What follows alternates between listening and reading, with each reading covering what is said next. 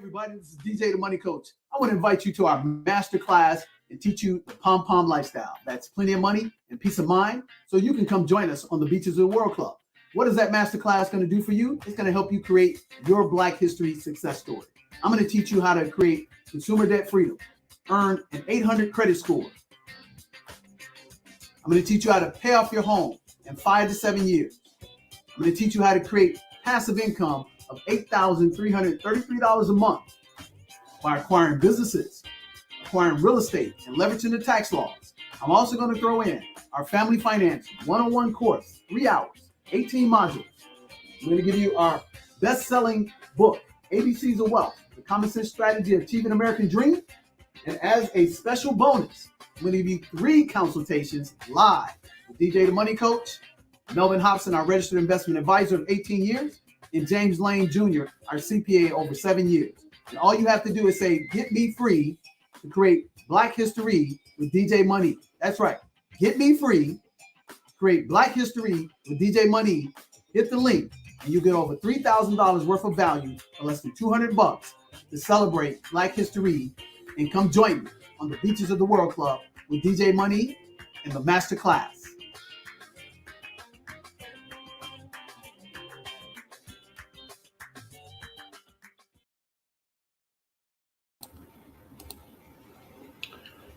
All right. What's going on out there, world? Welcome to another episode of Nick's Knowledge and Notions in Cube Science series, brought to you by the 7 Spheres of Money. Thank you for tuning in and joining us yet again for another powerful show. And before we get into tonight's conversation, go ahead and like the video, share, and subscribe to help us get to 1,000 subscribers so we can put a glitch into the algorithms and get this gospel of the Pom Pom lifestyle, plenty of money, peace of mind, and this real talk coming from real Black men and real Black women to the masses. So without further ado, let's get into tonight's show.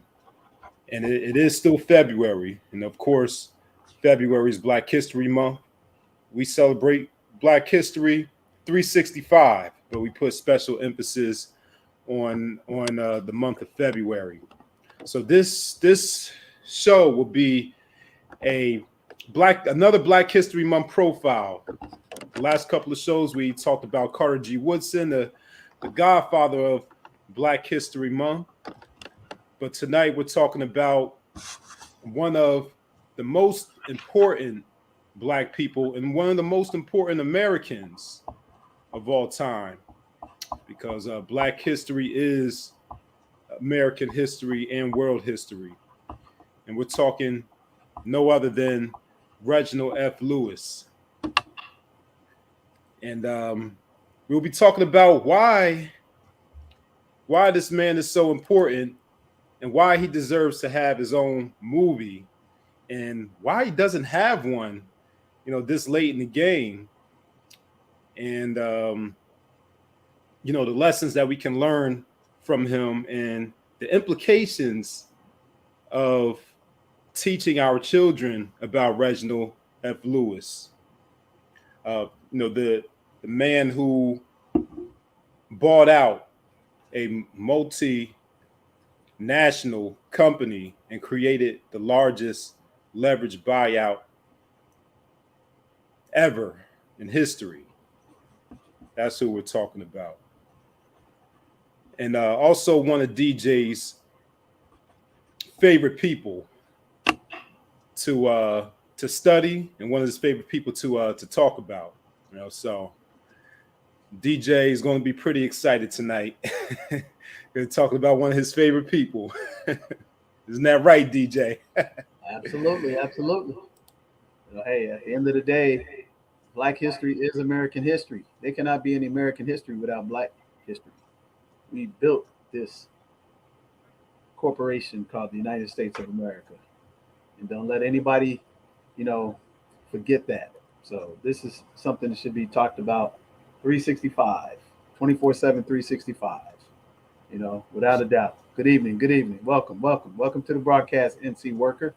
Make sure you share this with 5 people right now because we're about to drop some nuggets that is real. And I'm going to add on top of that 3 more people that we wouldn't even be able to make this broadcast if it wasn't for them. And they all look like you and me. And it's astounding to me that they are not household names and they're not multi billionaires. But that'll show you about, the thievery of Americans, because it's real. You know what I'm saying? So, let's jump right in and get to the story and tell them what they need to know about this amazing American trailblazer. And I put the emphasis on amazing American trailblazer who happened to have been a black man. But he accomplished things that nobody before him on this peninsula called the United States of America have ever accomplished, and on the continent he accomplished no other man had accomplished before him. A first of first. Forget that I was the first, black to go to university. No, he was the first human to accomplish this endeavor, which is called an LBO, a leverage buyout, an international leverage buyout. He was the first man on the globe to ever accomplish this in the new, era. So it probably was some similar things to leverage buyouts back in the, the beginning of time, but this was the first one in the recorded new 21st century and the 20th century as well. So with that said, man, let's jump right in and let's talk about it. Yeah. Well, I think the concept of the LBO, the leverage buyout. I guess unless you read the specific details of Reginald F. Lewis's story, you might not understand what a leverage buyout means exactly and why it was such a big deal, or why it is such a big deal. So maybe we should start there, because that's what he's most known for. Of course, he's known for many other things and contributing to institutions, but the LBO is what he's most known for. So what is a leverage buyout? What does that mean in business? Well, basically in Wall Street, it's mergers and acquisitions. So how companies actually get bigger fast is they acquire other companies. And this happens all the time. I mean, every day you look up, some company is acquiring another company. That is a leverage buyout. And generally that's generated by one company taking their equity and their shares, which is bigger than the other one, but the other company has some, technology or a network of customers that the other company wants. And so they take their equity in their shares of their company that's valued on the open market more than other companies, and they actually use that to acquire the other company. And they could be direct competitors. They can actually be bigger. And in this case, this was a company that was smaller that acquired a bigger company. And probably what most people will remember is when AOL acquired Time Warner. Mm-hmm. So AOL was a smaller company, but it acquired Time Warner because AOL had the network growing that it was actually more valuable than Time Warner in the future than Time Warner was. And so typically, like you just seen recently in the communication world, T-Mobile acquired Sprint. That's a merger acquisition, a leverage buyout. And these are things that happen generally every day on Wall Street.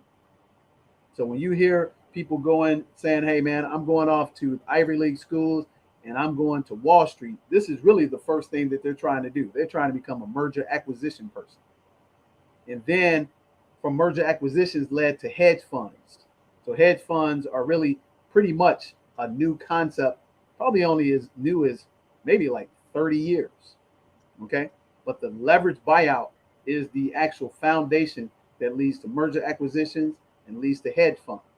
So what you're able to do in that space is become a multi-billionaire overnight with one transaction if you know how to do it properly.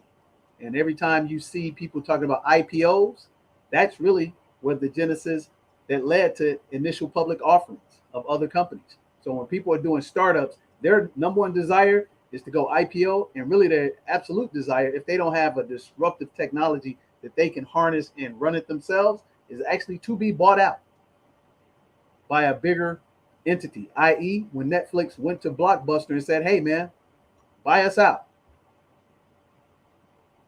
That's really what the leverage buyout is all about. That's what kept IPOs, and now you got SPACs and stuff like that that are happening. All of these come from the origin of the leverage buyout.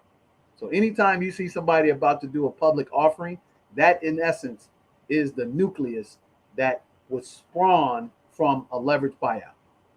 So initial public offering, a SPAC, which is another alternative form of leverage buyouts, is really what you're all looking at. So back in the day, when the first one that was accomplished by Reginald F. Lewis, the international leverage buyout for $1 billion, it was TLC Beatrice Foods. Reginald F. Lewis had the wherewithal to take an initial $1 million investment out of his pocket and actually buy a $1 billion food company that went around the globe in 27 countries. 27 countries. He simultaneously locked down all of those businesses under one umbrella in 27 different provincial territories. That in of itself is almost impossible to comprehend, because each state and federal law is different state to state and definitely different country to country. So he had the genius and the vision to pull this thing all together.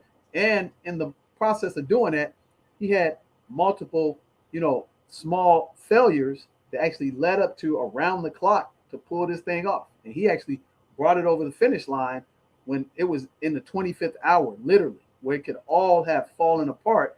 And it just amazes me that this story has never been told. I mean, they have some little quiet docu series that they created about him, but his story should have been larger than Muhammad Ali's story. His story should have been larger than, Richard, I'm the King with Serena and them, because we don't understand the power of business and the power of that message to that young boy, that young girl. If you sit there behind that screen in the Super Bowl that recently came out, and they're always showing these ingenuity creations and pioneers, they always got a white face behind it.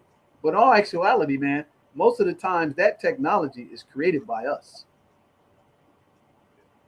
So Reginald Lewis started out, his story is remarkable. Number one, he's the only person that I still believe of as of today that got into Harvard Law School without ever taking an exam or an admission test. And I had somebody try to dispute that. I said, okay, man, go look at the facts. Matter of fact, Reginald F. Lewis, when Harvard started their program to actually start to bridge with the HBCU, he was actually too old, because he was already in his junior, going to his senior year, and they were looking for freshmen and sophomores to actually come into the law school program in their junior, senior year. He had already completed his junior year, was already about to graduate, and they turned him down. Mm-hmm. And his grade point average was not that great. He was like a C+ student, because he was constantly doing, entrepreneur things and being very industrious, and he was constantly coming up with different ways to make money as a creator. So he didn't have the highest grades, but he had the intestinal fortitude to say, I'm not going to take no.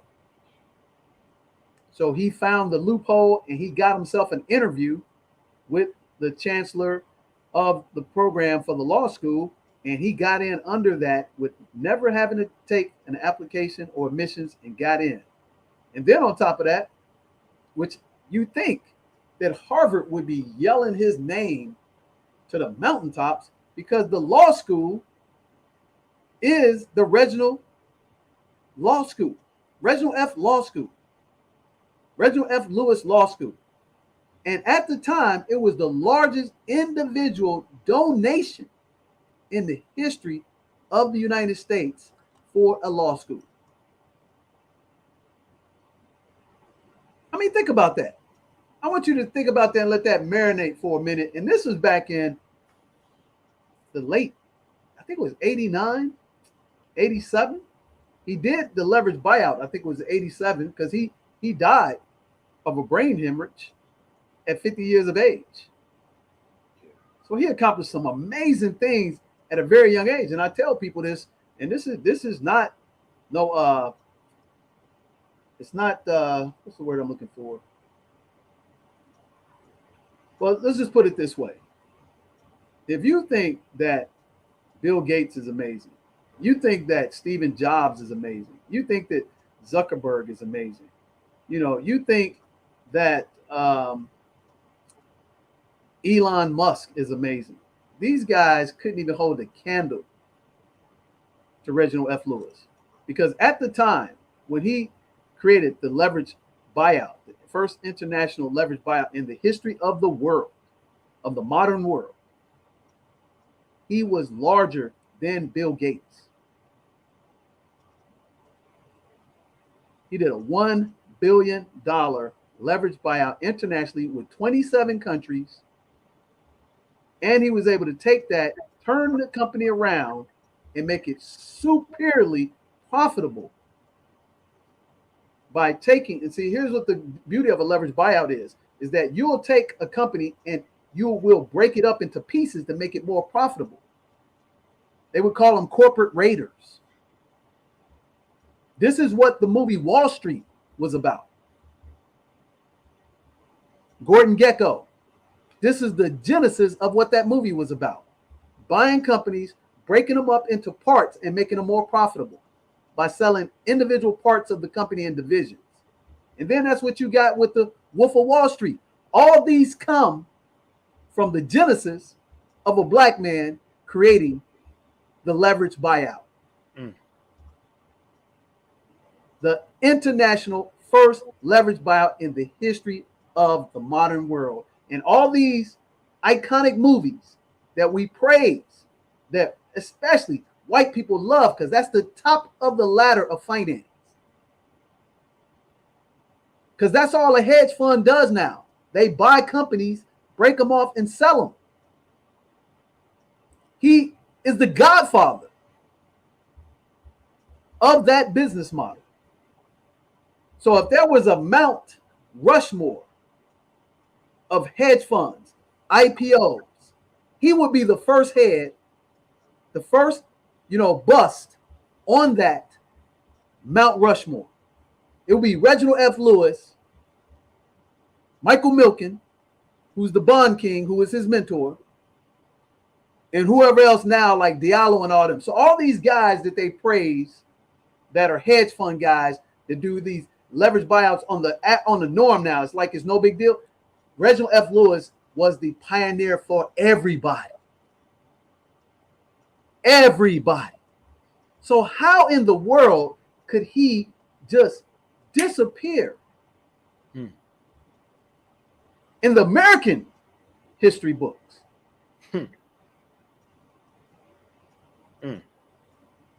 I mean, think about that. They fabricated a story about George Washington chopping down a damn cherry tree, which was never true.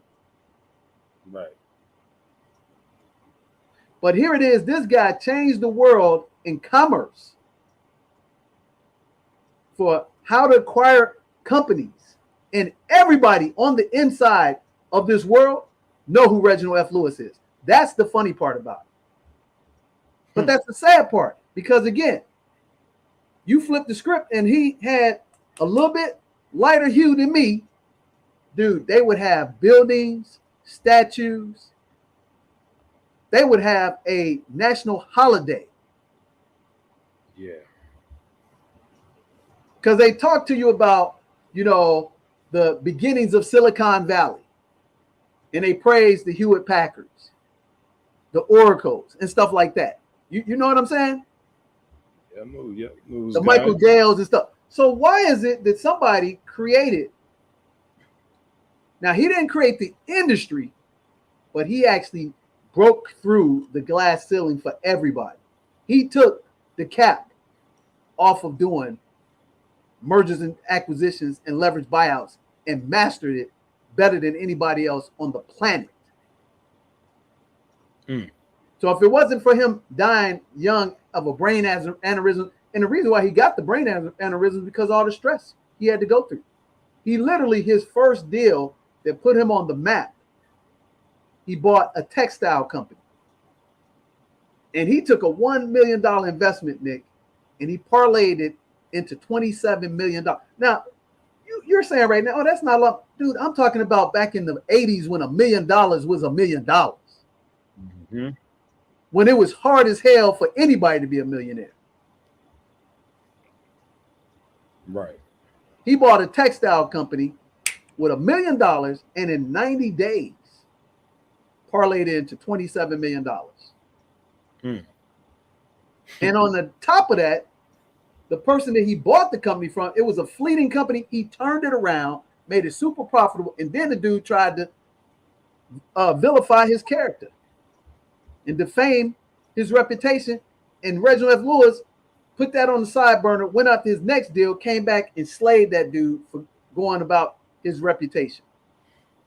And then if you want to talk about the inclusive part, which he was a proponent of having his team reflect America. He had women, men, blacks, Asians, all working together. And the beautiful part about it, his inner circle was his brother, his father, sharp people, man, taking that. And then on top of that, if it wasn't for Reginald F. Lewis, a lot of the civil rights causes would not even have been funded. He funded the NAACP, the civil rights movement. He funded other colleges behind the scenes because he was the type of dude, he didn't need to get the accolades and be at the front. He was behind the scenes. Dude, everybody campaign. He funded Jesse Jackson's first presidential campaign run. He helped Chavez, who was the president of the NAACP when he had that major, fiasco. He was his lawyer. Mm-hmm. So you would think that those people that look like you and I would trumpet this guy. Right. So you have to ask yourself, why is that? Now, I know for a fact, because I'm intimately still involved with the Reginald F. Lewis program, because my son, Crusher, just graduated last summer from his daughter's All-Star STEM program. Yes, he did. And they well connected. The sad part about it, though, Nick, is that we've gone off the rails where we're so worried about, oh man, we got to include everybody in our story. No, you don't. We don't need to do that. That doesn't make us separatists. That means, hey man, give credit and give due. When you turn on that Super Bowl, you see a idea that was manifested into reality to become something that was created by you and me. We need to infuse that into our kids instead of looking at, halftime show of literal, gangster rap.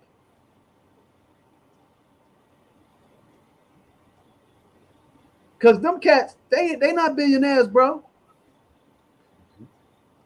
And the funny thing, his business still exists. It's still a $400-500 million business, run by his wife. His two daughters are doing extremely well, but the responsibility is one, probably his family. And I saw an interview with his mom, and his daughter was talking about it last year during the program when Christian graduated from it, is that they want to make sure the narrative is right. But guess what, man? It's been too long. I think we Google it. I think he passed away in like 1989 or 1992. Yeah. He passed away. Let's Google that real quick, because it used to be, I remember when they did the leverage buyout, it was in the early 90s. Because I remember when I was working, building my cleaning company, and I was working at this super upscale, snooty, white fitness gym in the heart of Gold Coast of Chicago. I remember the white boys coming there be trying to badmouth him on how he did and created the leverage buyout. And that was it. That was in the mid 90s. But now, man, dude, everything he did above board was just short of miraculous. Right. Right.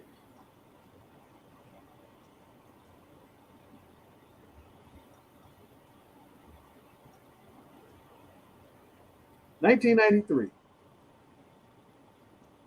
Yep. Yep. He died January 19, 1993. That's what I thought. Early 90s. At age 50. Literally a month, not even a month after his 50th birthday. Right. Right. Yeah. Yeah. In 1993, Forbes listed him as one of the 400 richest people with an estimate of $1 billion net worth in 1993. So let's just do the inflation, adjustment for cost of living. So that's 1993. So every 10 years, if you get a 7% return, your money and your value doubles. Okay? So in 2003, that would have been $2 billion. 2000 was that 10? Yeah, 2003, 2013, that would have been $4 billion. Right now, he'd be worth no less than $8 billion. But again, that's when $1 billion. So really, he'd be worth about $50-60 billion. Wow. Easy, man. Easy. Wow. I mean, his philanthropy, dude. I mean, he even unsolicited gave $1 million to your alma mater in 1988. Yep, he did. Donated $3 million to create in 1992 the largest grant at the time in the school's history. 1992, Lewis donated $3 million to Harvard Law School, the largest grant at the time in the school's history. The school renamed its International Law School the Reginald F. Lewis International Law School.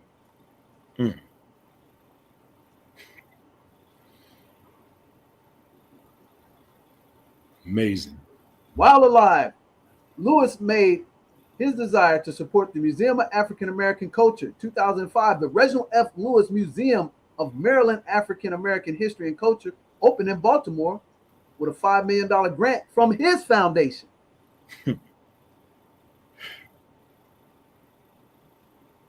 So think about this. Here it is. We have these cats in the entertainment and athletic world who claim to say that they're billionaires, but they're giving their money back to what? PWIs.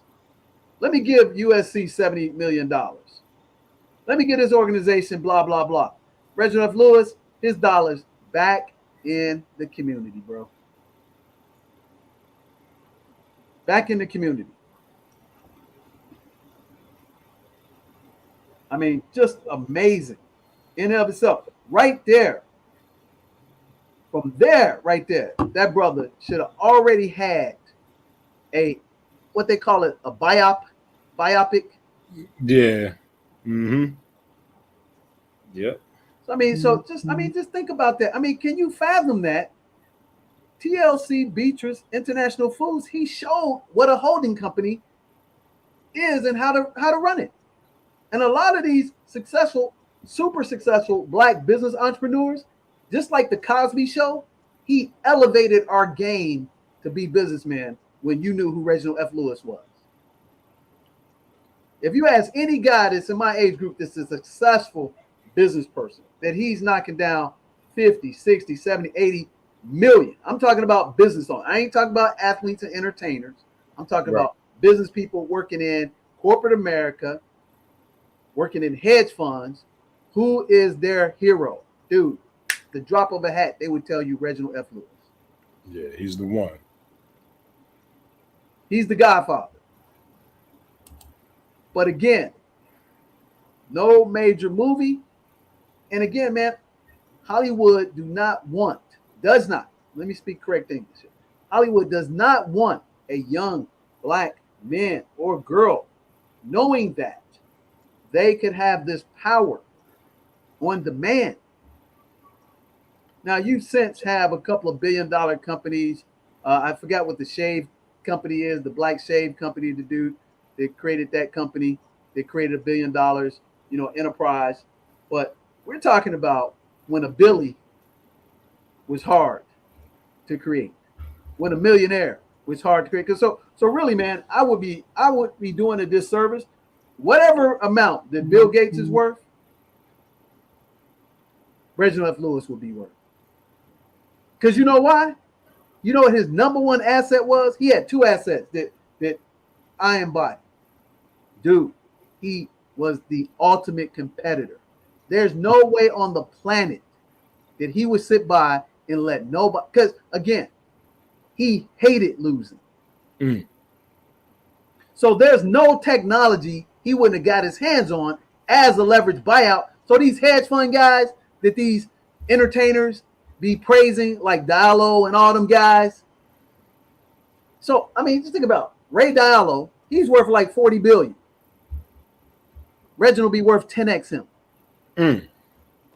Real talk. Because guess what? If I created,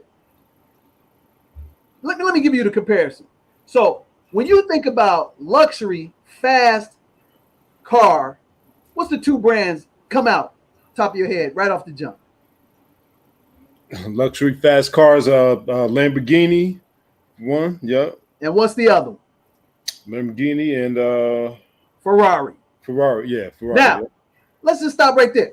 Ever since the Ferrari and the Lamborghini was created, has anybody actually superseded them in their category? The Bugatti came out, it's a little bit, but when people make it, what they want a Ferrari, a Lambo, and then from a business standpoint, they want a Bentley or a Rolls Royce. And they have, with time, evolved to stay number one in class. So think about that. So do you think that he would have let Bill Gates and them supersede him? Let any of these hedge fund guys, whoever the biggest and baddest hedge fund dude is on the planet right now, worth 100 billion, he would be bigger. Yeah, nah. And number two, he had the confidence of an eagle and a lion. So there's no way you would have been able to capture and diminish his supernova star. And see, here's the other part that he had the advantage over them other guys. He was a lawyer. Yeah. And litigation and paperwork was his thing, and he was a master negotiator.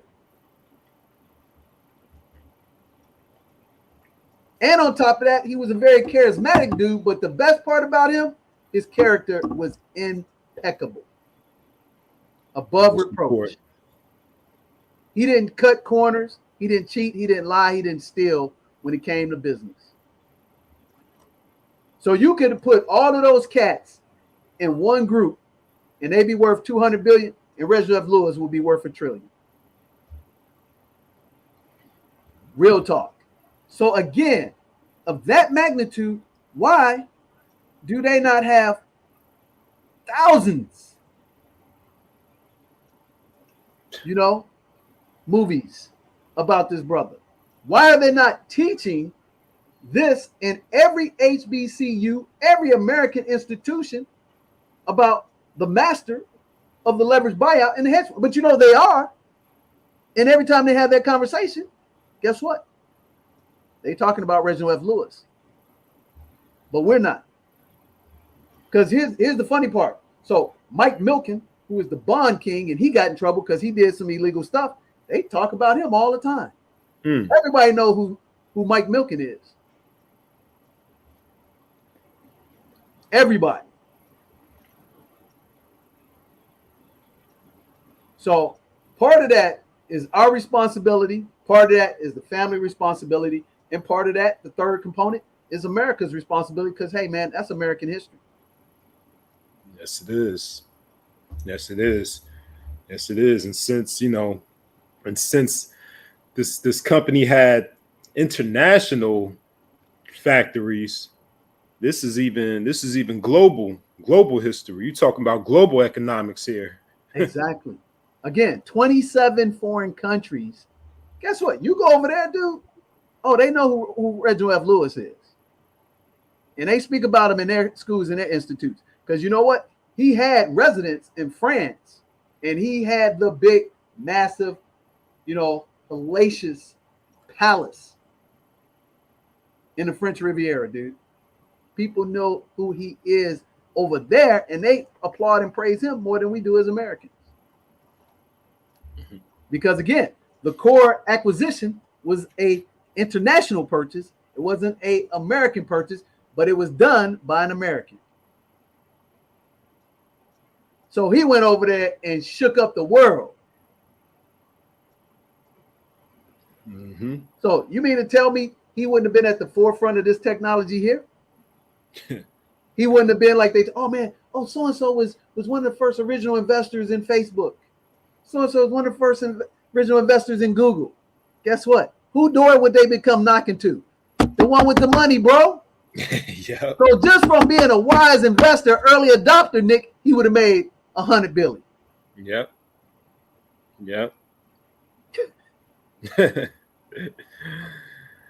That's the fallacy of it right there, bro. Just think about that. He got credit, he got cash, and these startups coming out, and they come knocking on people's doors who got cash. Mm-hmm. And then they knock on people's doors that, hey, man, can you be on my board? Wait a minute. Yeah. You are the master creator of the leverage buyout internationally in the whole world? Who am I going to come talk to about being on my board? The dumb athlete and entertainer who stumbled on a couple of $100 million? No, that's the dumb money. Right. So, I mean, think about it. Robert Smith right now is the wealthiest black in America. He's worth about $7-8 billion. And he's in what? He's in acquisitions.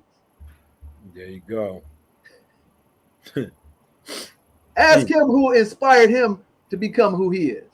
He'll tell you, Reginald F. Lewis. Absolutely. Won't even hesitate. Right. That's the reality of it. So why is there not a movie? Because we have allowed them to stifle and mute his existence.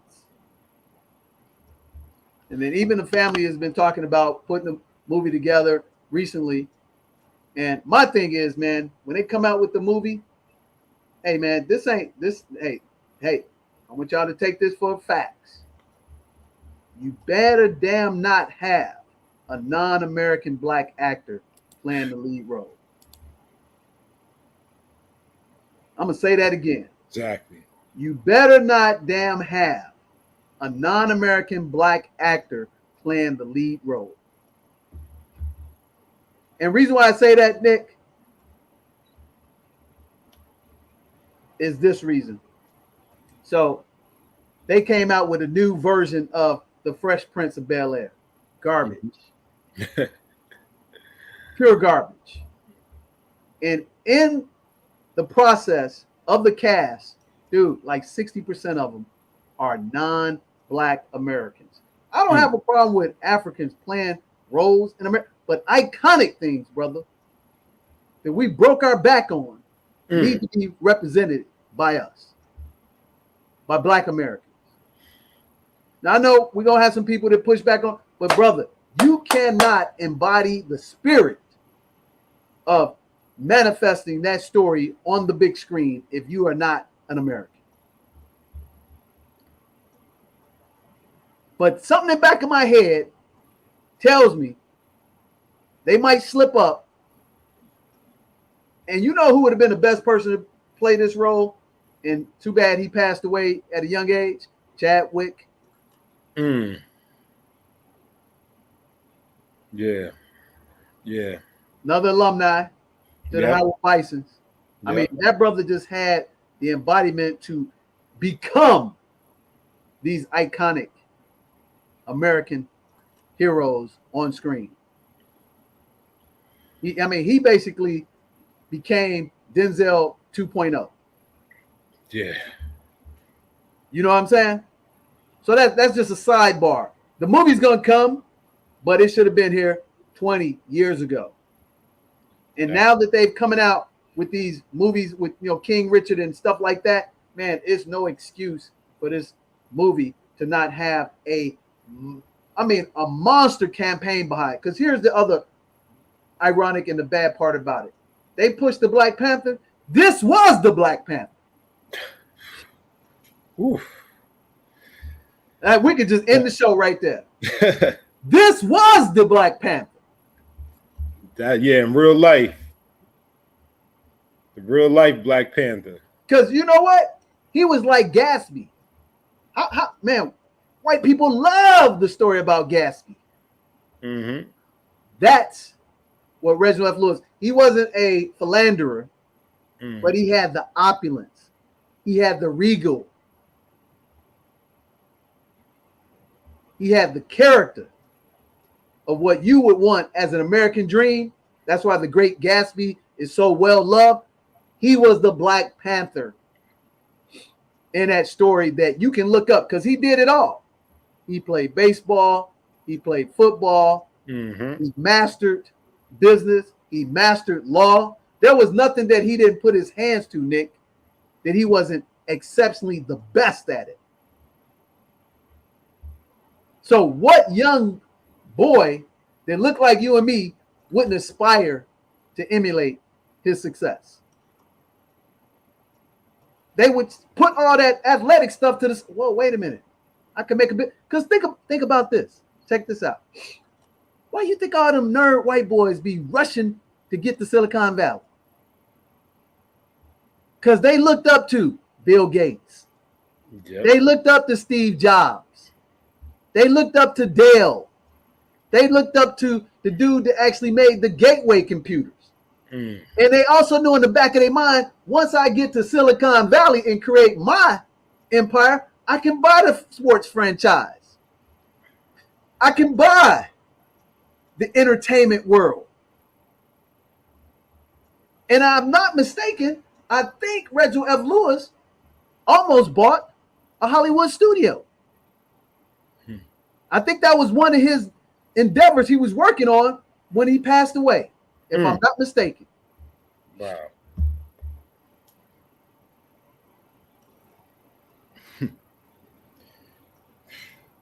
So all these cats out here, man, I'm this, I'm that. Man, dude, give homage to the master of the leverage buyout, the international buyout. Every time you think about that, you should be, man, thanking your lucky stars for Reginald F. Lewis because he changed the game for everybody. American history, iconic. Like I said, Mount Rushmore of business, IPOs, hedge funds. Reginald F. Lewis, first bust on the mountain.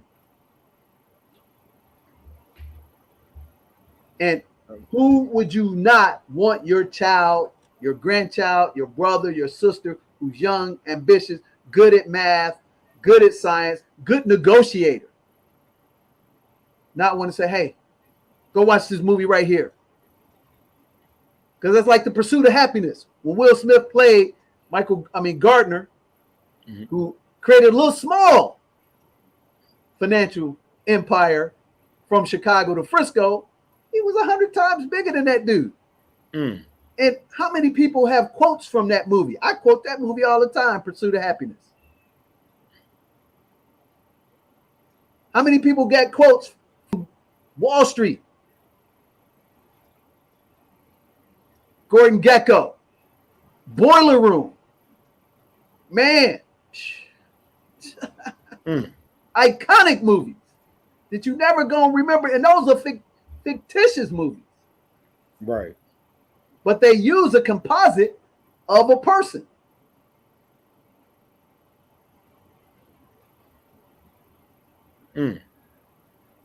That is a positive propaganda that you want your young, aspiring male or girl to aspire to go out there and dominate, man. and then do it the right way. So now, how many more lawyers would come out of that deal? How many more real entrepreneurs would come out of that deal? And then you would see in the corporate hierarchy on Wall Street, you would see more of us ever than before. Mm-hmm. Because that's all the movie is designed to do, is to have people get inspired and go move mountains.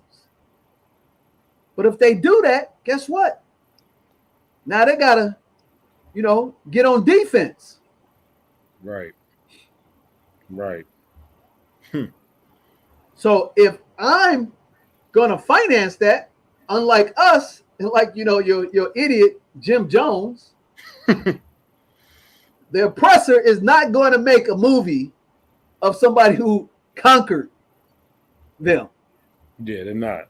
And get you fired up about taking down their empire. They're not going to do that, bruh. But in this day and age, we have the resources, we have the message to get it done. Yep. Do it ourselves. Mm-hmm. Yeah, man. So man, let's take a break because I want to show you the evolution of 3 other people to tie into the amazing reason why we actually have access to these platforms, man. Because this is Black history, but at the end of the day, it's American history first. Absolutely. And this is the stuff you need to be downloading into your children 24/7, 365. Because once you got the confidence and once you're a winner, baby, ain't nothing can stop you. It's like McFadden and whatever his name. Ain't no stopping us now, baby. That's right. We're on the loose. Right. Get on all aboard on the freedom train, baby. Mm-hmm. That's right. Nick, pull up that book real quickly because everybody needs to go out and get this book. It is right there. Why should white guys have all the fun? That should be on everybody's mantle. It should be on their coffee table, and every one of your sons and your grandsons should be required to read this book every year. Mm-hmm. Yep, that's it. Sit right there. Yep.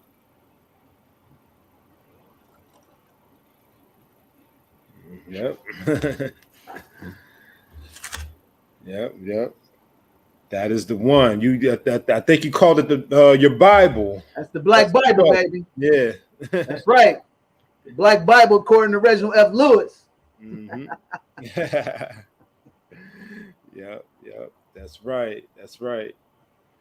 All right. So yeah, we'll be right back. After this break. You're watching Nick's Knowledge and Notions. Stay tuned.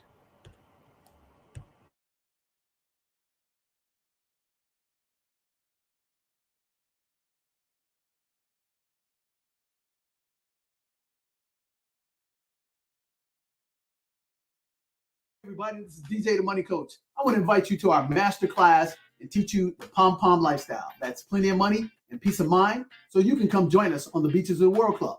What is that masterclass going to do for you? It's going to help you create your Black history success story.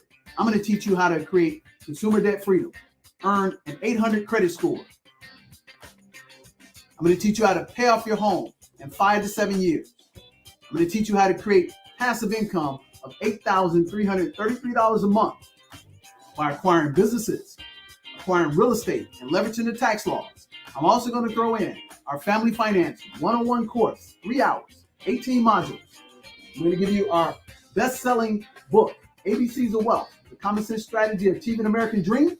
And as a special bonus, I'm going to give you 3 consultations live with DJ the Money Coach, Melvin Hobson, our registered investment advisor of 18 years, and James Lane Jr., our CPA over 7 years. And all you have to do is say, get me free to create Black history with DJ Money. That's right.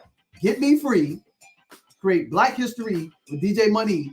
Hit the link and you get over $3,000 worth of value for less than $200 to celebrate Black history and come join me on the Beaches of the World Club with DJ Money in the master class.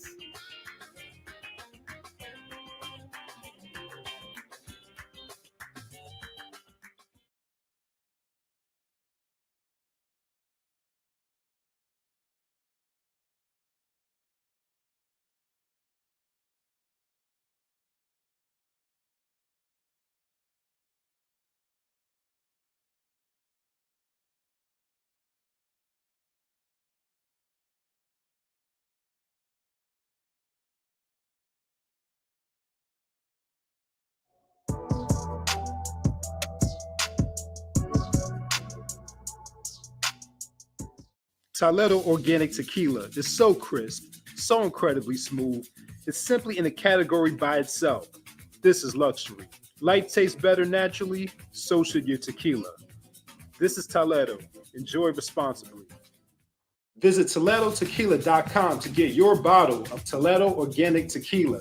Get a 10% discount on DJ the Money Coach by entering promo code MONEY at checkout.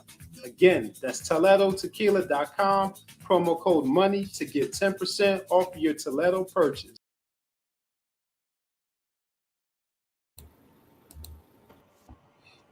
All right, and welcome back. Welcome back to Nick's Knowledge and Notions in Cube Science Series.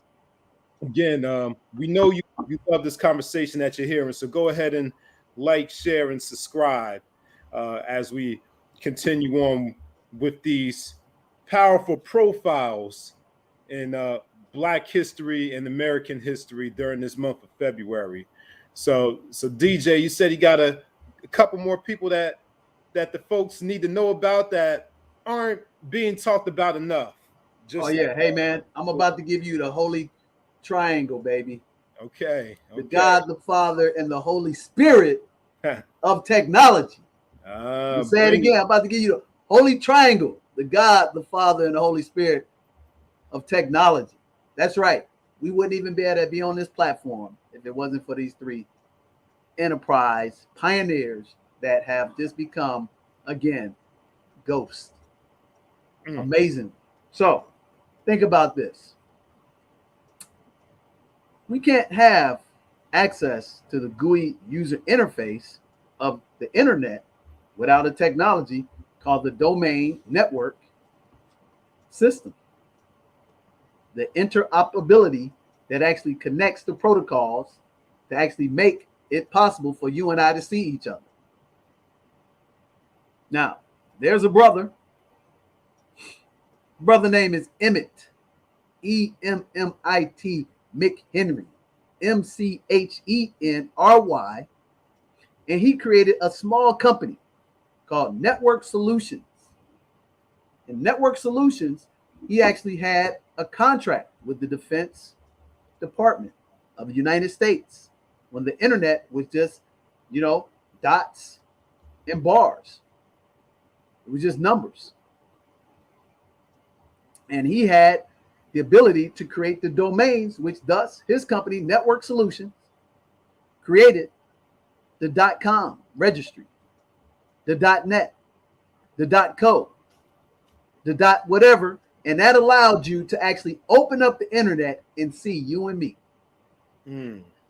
So in essence, there would be no Facebook, StreamYard, Google, Yahoo, if you couldn't open up the internet interface to see people instead of just seeing numbers, zeros and ones, Nick. So this brother got a graduate degree from Northwestern.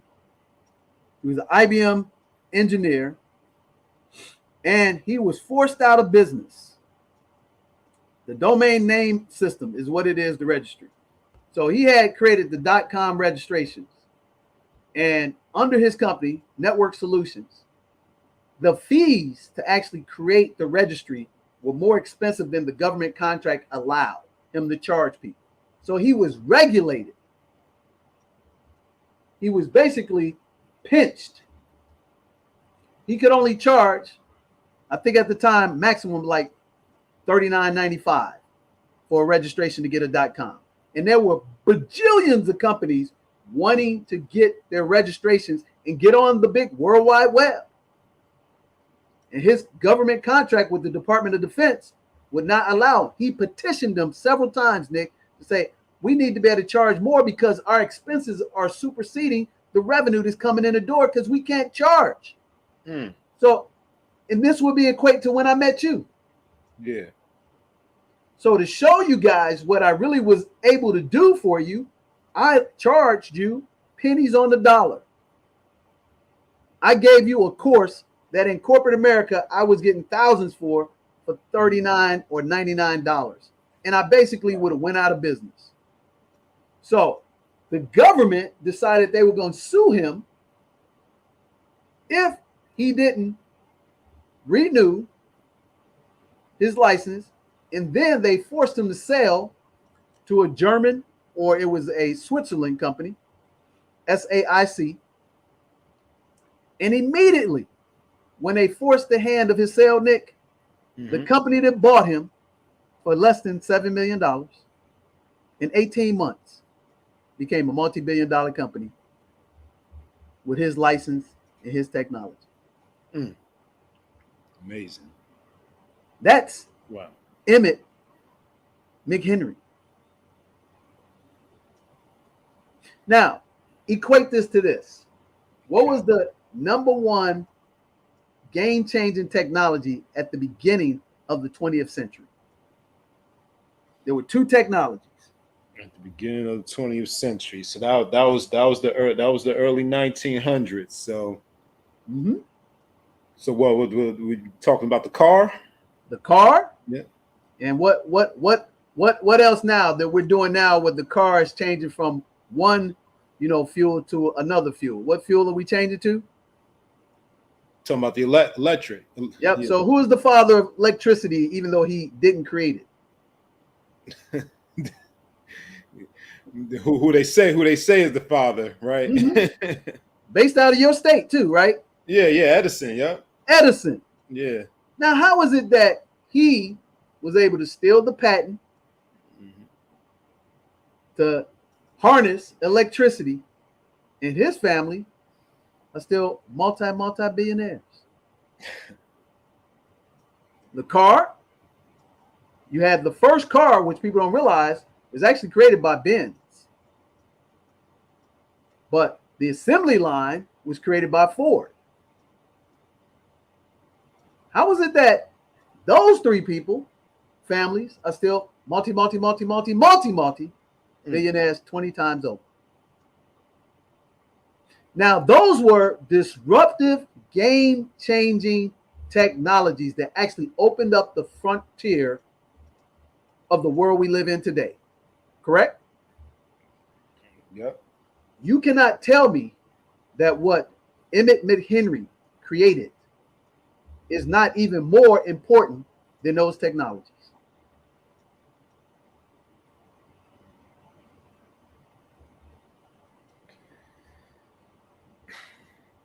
And don't a damn person, HBCUs, they don't talk about this guy. Yeah. Now, I've been knowing about this guy for 20 years. You know why I knew about this guy? Because when I was in the technology business, I was a sales rep, a sales manager for a company called Systra Software back in the early 90s. And we had to buy registries. And Network Solutions was a company I stumbled on. And I'll be honest with you, I was kind of incredulous, like, oh, there's no way that's a black company. Stupid me. Right. Stupid me. And I remember seeing an article in one of the technology magazines that this guy was out there killing it. Network Solutions. How is it that Oracle, Cisco, those companies are still multi-billion-dollar companies? They created a little technology, and his technology is the forefront of all of those technologies. Without the registry, you can't even open up the interface, baby. Get your domain and it don't renew. Try to go to your URL and see if it'll open up. How do I know? We got a URL right now that we need to get renewed and fixed because it won't open up. So all the stuff we got on it, audio, video, all PDFs and all that stuff, it will not open up because that URL protocol TCP is not activated. So right now on this platform here, if they disconnected the TCP protocol, your IP address, we would not be able to transmit this message right now. This is true. If I'm lying, put it in the comments, baby. So that's one. Okay? So, how do we communicate with people across the planet right now when we want to get in touch? How do you and I get in touch with each other? Email, phone. Yeah. Phone. Yeah. All right. So here's another history lesson. Mm-hmm. Now, if you Google, they'll tell you that the creator of the cell phone is this dude named Marty Cooper, which is not true. He was one of the people, but the father of the cell phone that actually made the signal transmitted. Now here goes another story. When Bell, Alexander Graham Bell. Hello, are you here? Are you there? Can you hear me? Yeah. They used the tin can with a string, right? Mm-hmm. And that revolutionized and changed the world. Tell me that the cell phone is not the preeminent communication tool for everything we do. Yep, it is. That has spawned not $2 or $3 billion companies, but multiple telecommunication companies that are worth 20, 40, 50, 60, 100 billion dollars. Yes or no? T-Mobile, AT&T, Verizon. Multi-billion dollar companies. Yep. Based on what? On the cell phone transmitted signal. So let me tell you about a guy. Okay. Dr. Henry T. Sampson created the first cell phone back in 1971. Now, they'll tell you that Marty Cooper created the mobile phone, but the cellular is the transmission of the signal.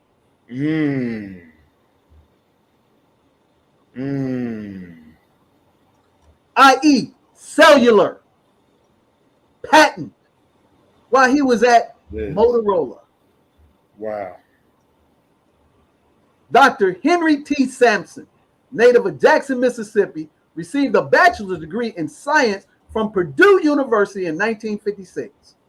Graduated with a master's of science degree in engineering from the University of California in 1961.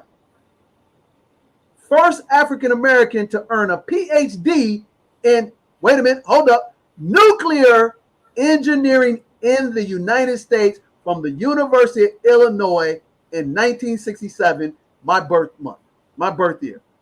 He made all cell phones possible. Let me say that again, ladies and gentlemen. He made all cell phones possible. All cell phones. All cell phones. What encompasses all that don't cover everything? Because of Sampson's invention and patent of the gamma electrical cell, portable cell phones were possible. That's where Mr. Marty Cooper comes in, and now he is considered the godfather of cell phone technology. Using radio waves to transmit and receive audio signals. What is that? That's streaming. What does streaming do to the MP3? What did the MP3 do to the CD? Made it obsolete. Obsolete, but it made the creator multi-billionaires. Yep. It literally changed the world in which we communicate in our professional and personal lives. So when you think of communication technology giants, make sure you mention Dr. Henry T. Sampson. But here's the slap in the face. Oh, man. When you get a patent, depending on what kind it is, you have barrier to business protecting your enterprise, sometimes up to 20 years. Pharmaceutical industry, I think, is 3 to 7. But because he made the technology while he was at Motorola, he got the patent, but they owned it.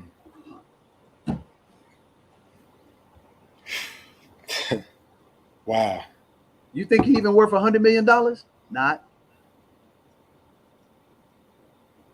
So, WhatsApp, all of that, what is that transmitted on? This little thing right here, baby. Look at that. They show you a picture. Every phone, he is the godfather. And here's the reality. And I'm going to go back to a quote from a movie, okay? Look it up, Cadillac Records. If y'all don't like these nuggets that we dropping, y'all wood is wet. Mm-hmm. And wet wood does what? It sinks. And what I would challenge you to do, if you don't believe me, go take a long walk off a short pier. Because you can bet, and this ties into the miseducation of the Negro. Yep. Look how I'm going to put a bow on this. Because guess what? Because I have been indoctrinated, not me personally, not you, but because the collective bougie Negro to service the white man's interests, you allowed this technology to be taken from you and your family.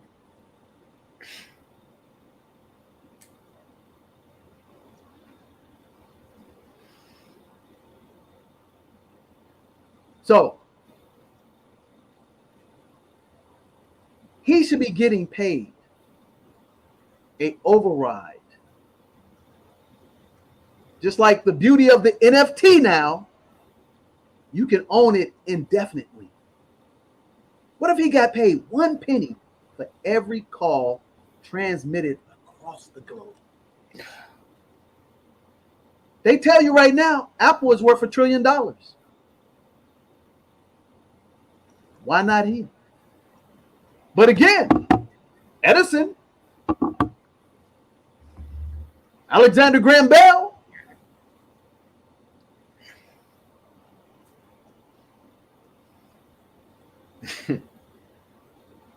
Dr. Henry T. Sampson. Okay, now let me put it all together and give you the last leg. Okay. Which is actually the first leg of the Father, the Son, and the Holy Spirit of the technology triangle, brother. And y'all heard it here first. So there's a lady. That's right, a black woman named Marie Van Brittan Brown. Marie, at the age of 43 years of age, she invented her version of the home security surveillance system in 1966. I'm going to say this again, ladies and gentlemen. And I'm going to tell you, you know what? If this information offends you, God bless you. Marie Van Brittan Brown, at the young age of 43, Nick, she invented her version of the home security system in 1966. And her husband were granted the patent for the home security system on December 6, 1969. She received an award from the National Science Committee for the invention of the home security system. Okay, let's talk about some new companies that just jumped on the scene just 5 years ago. Okay. I've heard of a little small company called Ring. Heard of that one. What is that? That's a home surveillance system. Link, that's a home surveillance system. ADT, owned by Ameritech and AT&T, those are home surveillance systems.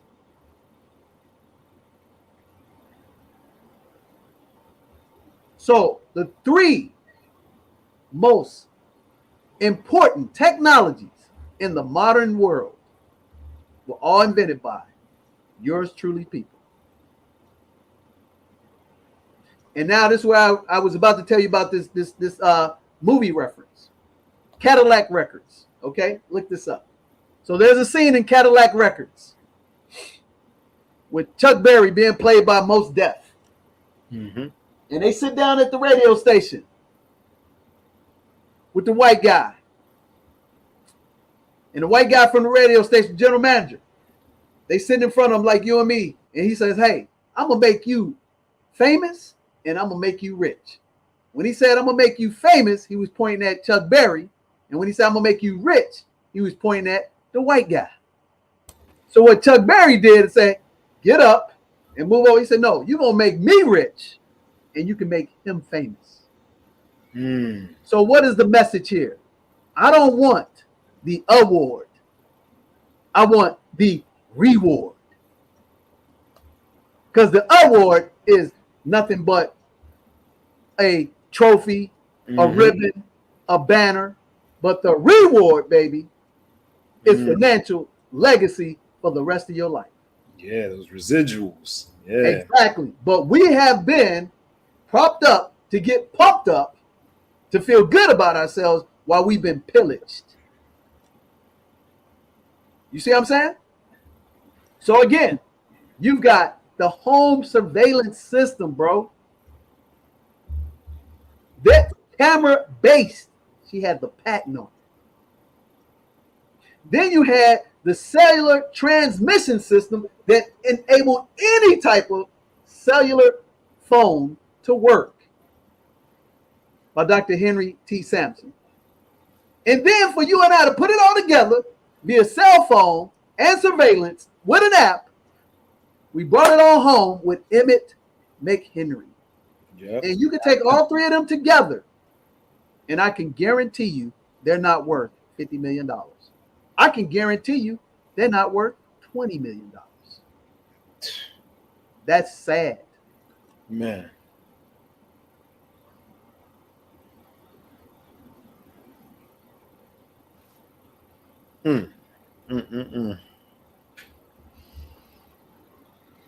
So if we ain't dropping that knowledge and getting them nuggets, then guess what? You're on the wrong channel, baby.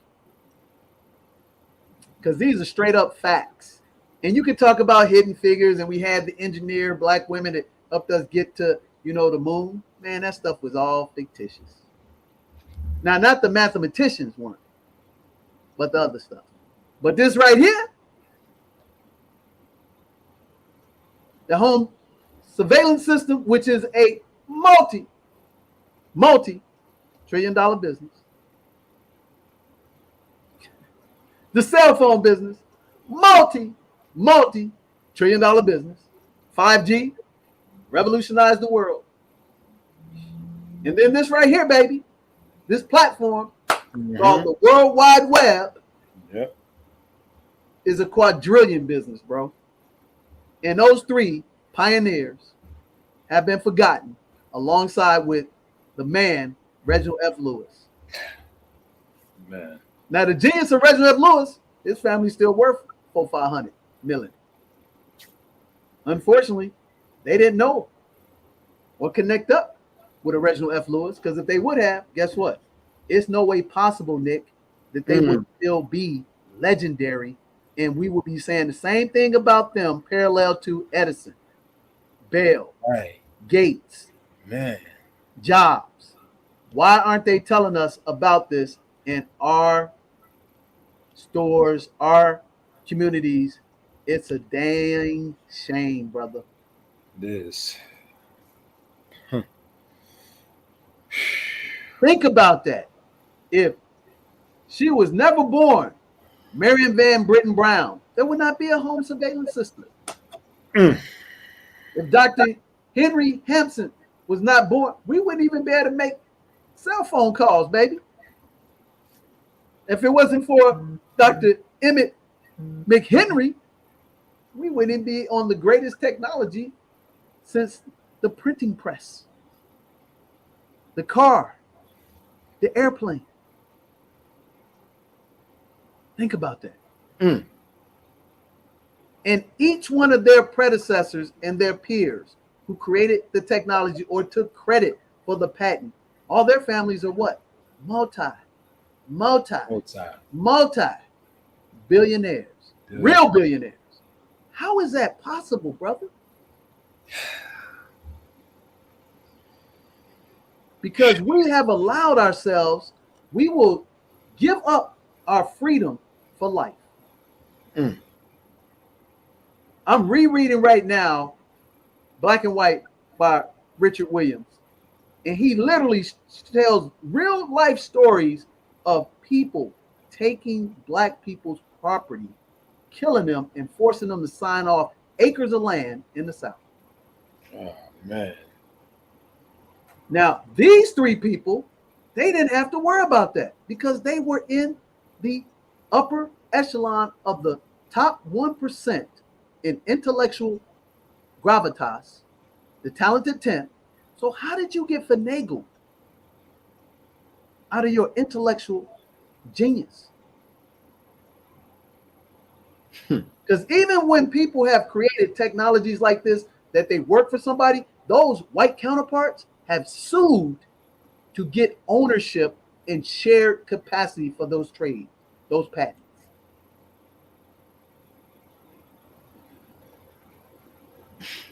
But they get dropped that bag and they don't play the long game. They were playing checkers and not playing chess. Not playing chess. Sad.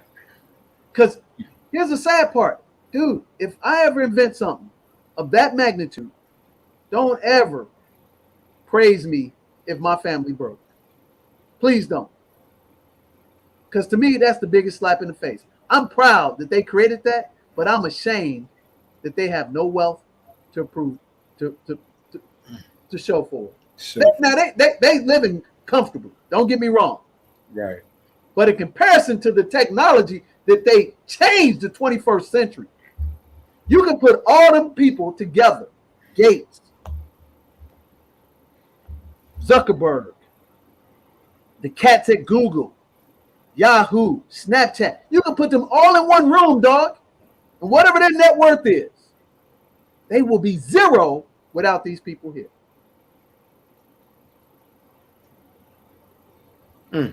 So these should be like the Bilderbergs, the Vanderbilts, the Rockefellers, the Carnegies. You feel me? Right. They brought in railroads, steam, traffic, and they still at the forefront of the industry.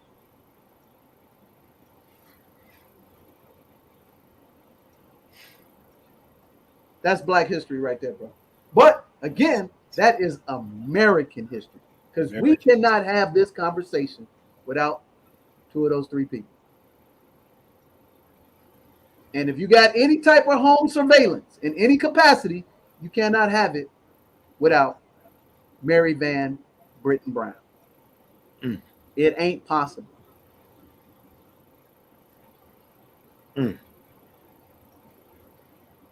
And it ain't possible that you can have any leverage buyout across the globe if it wasn't for my man, Reginald F. Lewis, the godfather of the international leverage buyout, and the people that are praised at the highest top of finance in today's world across the globe are leverage buyout hedge fund guys. Because anytime there's an IPO or SPAC, it's financed by somebody like Reginald F. Lewis. That's right. That's Fact. right. That's right. I might not know much, but I know a little bit about stuff that's important. There you go. And I'm never gonna live on my knees. There ain't a dollar worth it for me personally. And you can be rest assured, if my children or people that's part of our organization create something of value and it's revolutionary, dude, we will fight to the death to protect it. Now, I want to get along with everybody and love everybody, but don't come up here and steal something from us that's changing the world and we don't get remunerations from it as long as it exists. And see, here's where I always challenge people. Don't pat me on the back for giving you a referral. Compensate me. Because if you win financially and your people win financially, then we got to win. But we're taught the opposite. Hey, man, hook this person up and just be happy you hooked them up. But if they financially gain, why can't you? Oh, that's not the way we do business. Yeah, it is. You've been duped. So, bruh, I think I dropped the science on them, Nick. We brought the Black history, which is American history. Yes, yes. And we probably can go to this last break, come back and wrap it up. But man, if you ain't never heard of these people, go do your research and go start putting it out to the world about these 4 amazing game changers for the whole world. Yep. Right here. Yep. Just like you and me. And only one of them is still winning, in my definition of winning. Equity and ownership. equity, and ownership. That's what it's all about. At the end of the day, baby. Mhm. That's what it's all about. All right, yep. Well, all right, y'all. We'll be right back. After this message.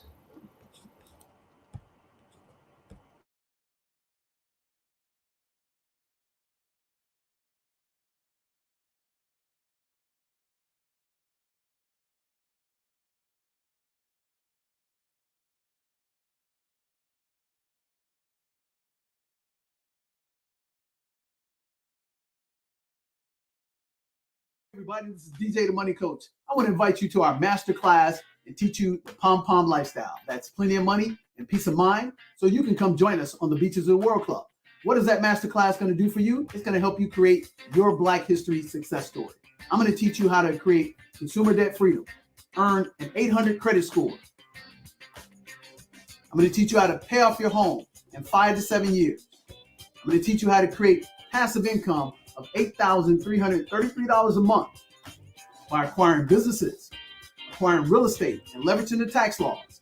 I'm also going to throw in our family finance one-on-one course, 3 hours, 18 modules. I'm going to give you our best-selling book, ABCs of Wealth, the common sense strategy of achieving American dream. And as a special bonus, I'm going to give you 3 consultations live with DJ the Money Coach, Melvin Hobson, our registered investment advisor of 18 years, and James Lane Jr., our CPA over 7 years. And all you have to do is say, get me free to create Black history with DJ Money. That's right. Get me free, create Black history with DJ Money. Hit the link and you get over $3,000 worth of value for less than $200 to celebrate Black history, and come join me on the Beaches of the World Club with DJ Money and the master class.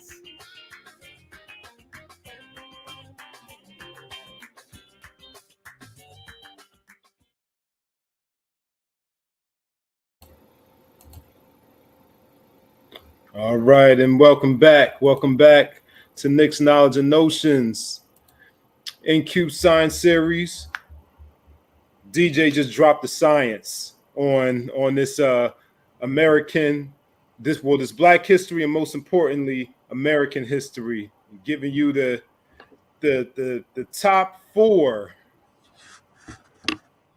that should be the most popular, the most renowned in American history, but they're the most unheard of. So what we need to do going forward is everyone who saw this needs to spread the word about these 4 individuals. Get these bots out of here. I don't know, these bots are acting up. It must be the message, man. It must be the power of the message that we bring in tonight. The bots, they trying to attack us in the chat tonight, man. Yeah, I see that, man. I was like, what's going on with that? Hey, man, they can't stop this, brother. That's right. Ain't no stopping. We on the move, brother. Big time. We are on the move, and it's. I mean, hey, man. I'm excited, man. I mean, hey, man, we got to dispel the myth that we can't work together. We have to dispel the myth that we can't compete globally, and we have to dispel the myth that we're lazy, because it's all false. It's false in a major way, man. Man, we come to dominate. Bani Bidi Bichi. I came, I saw, I conquered, unapologetically. So we're gonna get this message out until they throw sand and dirt on top of us. That's right. Real talk.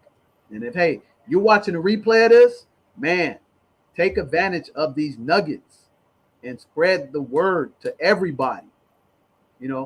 Instead of spending time watching commercials and crazy stuff, get with this knowledge, but most importantly, apply it and pass it down to your children and your children's children, because that's what makes the difference. Uplift them, encourage them, support them. Uplift us, encourage and support us. Positive messages. Stand, and be accounted for. Because, man, this is a wonderful country. It ain't a better time to be alive in America than right now. I mean, it's the best time to be alive, man. Every day there's something amazing that's happening in our community, across the world. And at the end of the day, we're all Americans.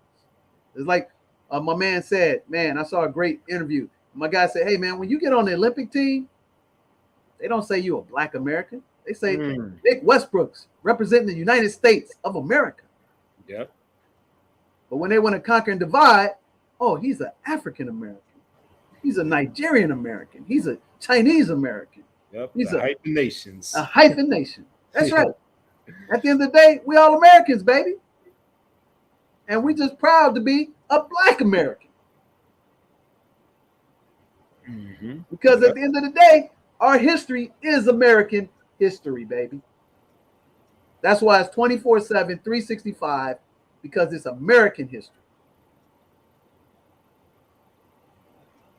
Because we're utilizing the technology, we're utilizing the, financial systems that were created by us every day of the week. Everybody's utilizing, but we're not benefiting from it just like everybody else. But you know what? We are right here, baby. 7 spheres of money. We bringing it. That's right. Pom lifestyle, plenty of money, peace of mind. It happens first right up here, baby. The growth mindset. Growth mindset, baby.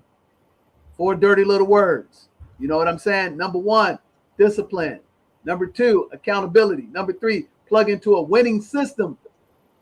And number 4, put your head down. Get that work done. And you will know about these people that's making these transmissions possible. And you will give reverence to them all the time. And you will let your children and your children's children know that we are the creators of this technology. That's still right now today. They trying to tell you that aliens came down and created the pyramids. No, they didn't. Those are created by these hands and by this genius, baby. That's right. I am Reginald F. Lewis. I am Emmett McHenry. I am Dr. Henry Sampson. And I am Maria Van Britton Brown. And see, that little commercial that came from the powerful movie at the end when they were talking about I am Malcolm X. Yep. I am Mandela.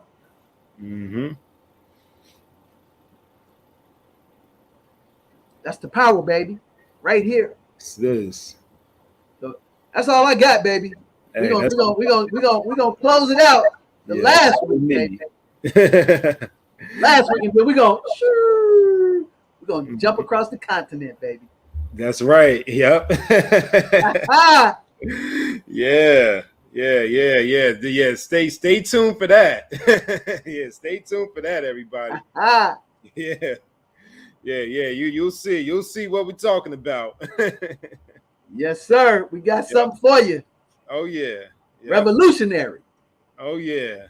This is gonna be big. It's exciting. Hey man, close us out, big dog. Close us out. All right. Yeah. Well, as always, we thank you all for tuning in and watching us. And again, like, share, subscribe, and we wish you a pom lifestyle. That's plenty of money, peace of mind, and we want you to come join us on the beaches of the world. And your beach doesn't have to be next to sand or water, but your beach is where you find your personal freedom, your tranquility, and that place where not only the white guys get to have fun. Man, hold that book up again, Nick, so they can get that. They got to get, if you don't do anything from this broadcast, ladies and gentlemen, go out and invest in this book. Why should white guys have all the fun? About the innovative, legendary Reginald F. Lewis. And if you have a young daughter and son who is a freshman or sophomore in high school, we're going to put in the link, the All-Star Code Academy, which is the #1 STEM academy program in the country, in my humble, most accurate opinion, founded by Reginald F. Lewis' daughter, Christina Lewis. That's right. And right now they're taking applications for the 8-week comprehensive intense training that's above college level that you can actually take this training and go out and get yourself a job in the highest technology based industry on the planet right now, which is technology, AI, all of that good stuff, Nick. Dropping them nuggets, baby. Dropping them nuggets. Man, I'm excited. Yeah. So there you have it. So we'll see you. Yep. So we'll see you on the next episode. Peace. Peace.